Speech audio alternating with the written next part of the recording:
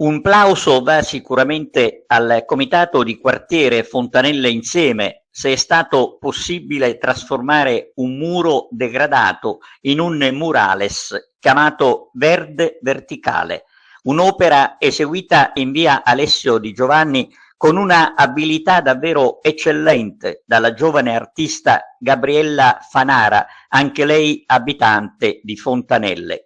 Un lavoro minuzioso che vuole lanciare un messaggio di eguaglianza e integrazione che parte da Fontanelle, dove proprio grazie al comitato di quartiere si portano avanti importanti progetti di riqualificazione urbana, con il solo contributo, bisogna sottolineare, di privati residenti nella zona e membri dello stesso comitato di quartiere.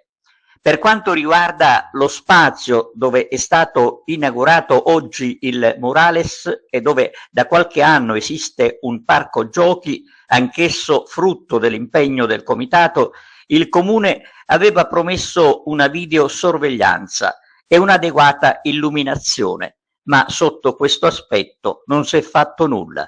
Allora, un altro angolo di Fontanelle porta la firma del comitato di quartiere Fontanelle Insieme. Sì, anche oggi il comitato di quartiere Fontanelle Insieme dona alla collettività un'altra opera d'arte murale che per noi ha un valore importantissimo, oltre al fatto di rientrare in un progetto di riqualificazione che comprende un po' tutta Fontanelle. Ha un valore importante sotto più appunti, cioè, aspetti del valore che vogliamo trasmettere. Infatti sicuramente una cosa importante è l'aspetto estetico, valorizzare Fontanelle anche dal punto di vista estetico, renderla piena di colori.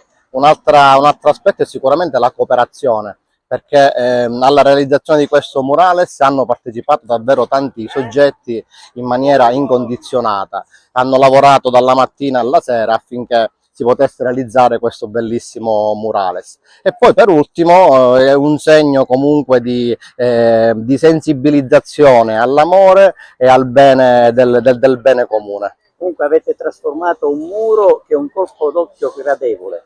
Sì, ma noi speriamo di rendere tutta Fontanelle un museo a cielo aperto e rendere gradevole un po' tutti i muri del quartiere.